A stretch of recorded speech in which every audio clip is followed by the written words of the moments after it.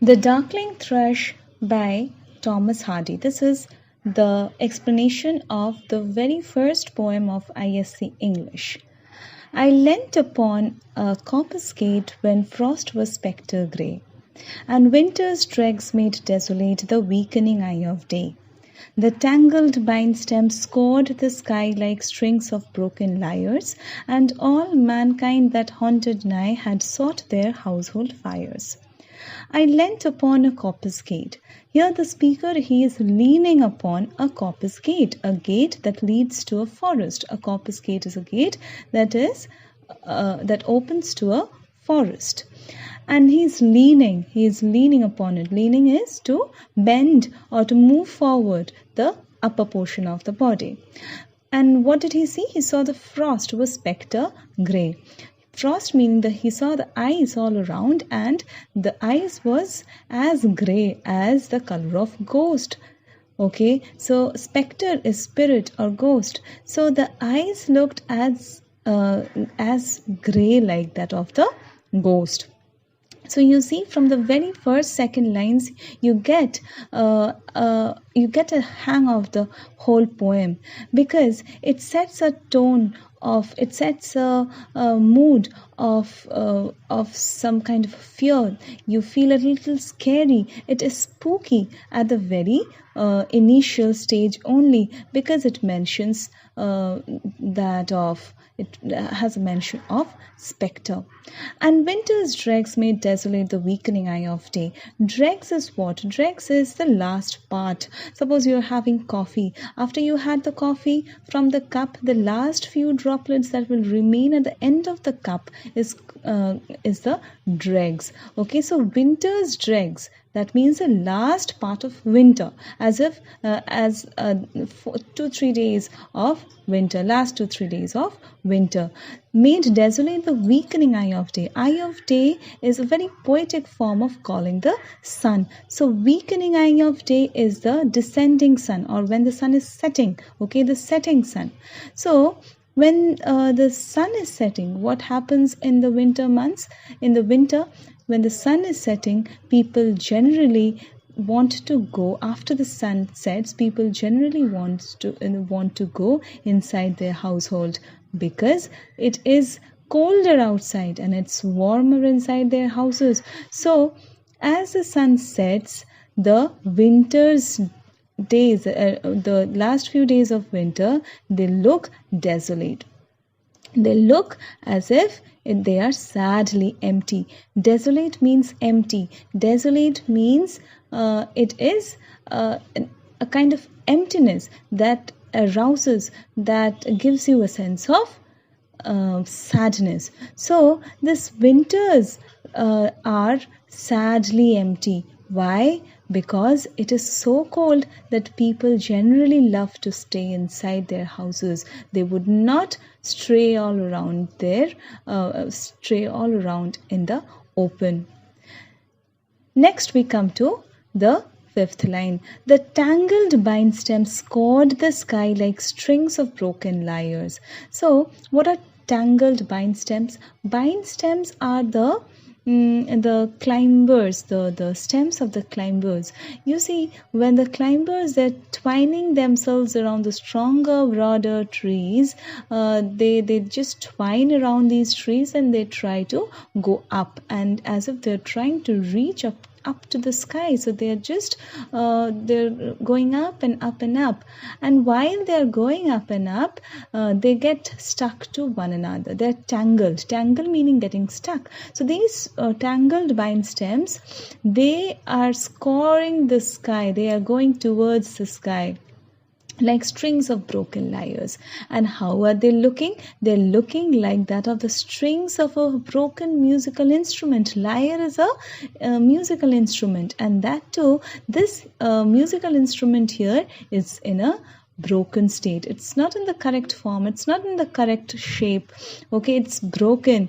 And you see here again, you get a sense of disharmony, as if there is loss of music. The music here has just it is a lack. There is lacking in the music.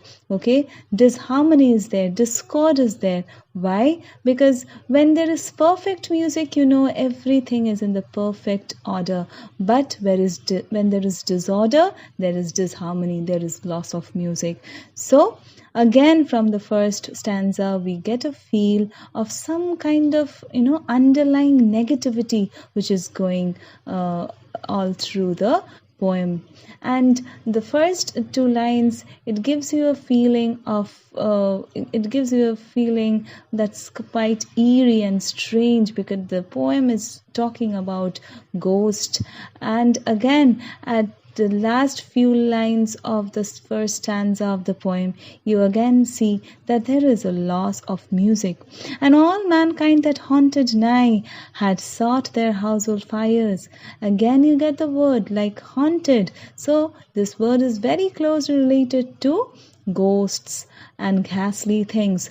And here the poem is saying that all the people, all the mankind, all the people that live nearby, they have all got inside their houses, they have all got inside their homes to seek the household fires, to seek the warmth of their house, to sit around the fireplace and enjoy the inside and enjoy the warmth inside their houses. And you again, after reading the first stanza, you feel that there is a sense of underlying negativity. Okay, so that is about the first stanza. Now let us go towards the second stanza. The land's sharp features seem to be the century's corpse outleant. His crypt the cloudy canopy, the wind his death lament. The ancient pulse of germ and birth was shrunken hard and dry, and every spirit upon earth seemed fervorless as I. The land's sharp features seem to be the century's corpse outlined. Now, here the land's sharp features are the mountains, the hills and the cliffs. All these are the sharp features of the land. And what are they looking like? They're looking like the corpse of the past century. So here you must know at this stage that the poem was written at the end of one century and at the beginning of another century. So it was written at that transition. It was written in 1900, and that was the beginning of 20th century. So here the poet, he's lamenting the end of the past century, and he is saying that as if the land sharp features, as if these mountains, hills and cliffs, they're looking like the corpse of the last century, that is the 19th century, and they're outleant. That means they're leaning out. So the poet, he's in some kind of a nostalgia. He is insecure. He is unsure that what is this new century going to bring towards them, because he was comfortable in the last century. He knew the ways of the last century, but he does not know that what is this new century going to bring along with it. So he is not very welcoming of this new century, and he is talking about his own insecurities. And now you understand that is why the first stanza of the poem was having these kind of negativities, because the poet's mind is having an inherent negativity in him, because he does not find anything positive. He does not find anything hopeful in the new century, and he is regretting that he has crossed the past century. Now, third line of the second stanza. His crypt the cloudy canopy, the wind his death lament. Now the cloudy canopy. What is a cloudy canopy? You know that over these mountains you can see these clouds. Now, how are these clouds looking? These clouds are looking like that of the tomb over the corpse. Now you try to visualize. On one side, you think that there is the mountain, and over the mountain, you see there is the clouds. Okay, the clouds are floating above the mountains. On the other hand, just try to visualize that there is a corpse. Okay, and on the corpse, there is the tomb. So here, the mountain is being compared to that of the corpse, and the tomb is compared to the cloud. Okay, and cloudy canopy is what? Canopy is nothing but the overhanging a cloth. Okay, so the clouds are looking as if it is a ornamental cloth that is hung over the mountain. So you see that Thomas Hardy is so imaginative. The way he compares one thing to another, it is so beautifully compared. The mountains are having a cloudy canopy. This is again, first of all, there is this repetition of the sound k, that is cloudy canopy, c. Again you have the word crypt before them, so it is crypt, the cloudy canopy. So that is an alliteration. You must know that alliteration is a poetic device where you have the repetition of a consonant sound. So, and also the imagery is very, very beautiful. The wind his death lament, and the wind is blowing, and when the wind blows, it gives out a very gives out a sound, and this sound is compared to that of the death lament. So when someone dies, songs are sung in his tribute to pay respect to him. So as the wind is blowing past, it is compared to that of the death lament for the century's corpse. Okay, the ancient pulse of German birth was shrunken, hard and dry. So you see that the poet does not see any hopefulness in front of him. So the ancient pulse of German birth, the pulse meaning the seed.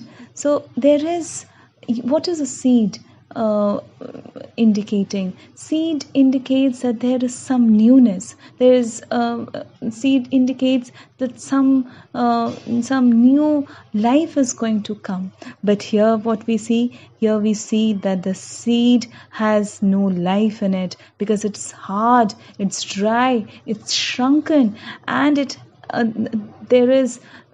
should have life in it. It should have been a hope for new birth, but no, it is shrunken, hard and dry.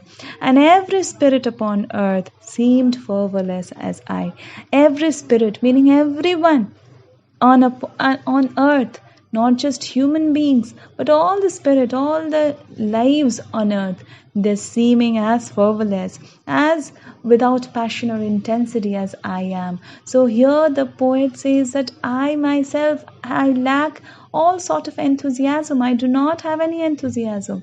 And the manner I am fervorless, the manner I am without any energy, I lack energy, I lack any vigor to work, to start something new.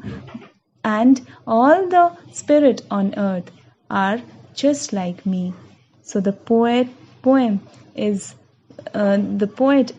very, very discouraged. He has a disheartened aura all around him. He is lamenting the passage, the going by of the last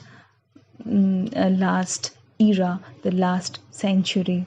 That is the first two stanzas. That are the first two stanzas, the explanation of the first two stanzas of the poem, and then again I'm going to come back with the last two stanzas of the poem, and thereby the poem will end. I hope you have understood properly. You have any questions, you can just write the questions on the comment section. I will be very glad to answer your questions.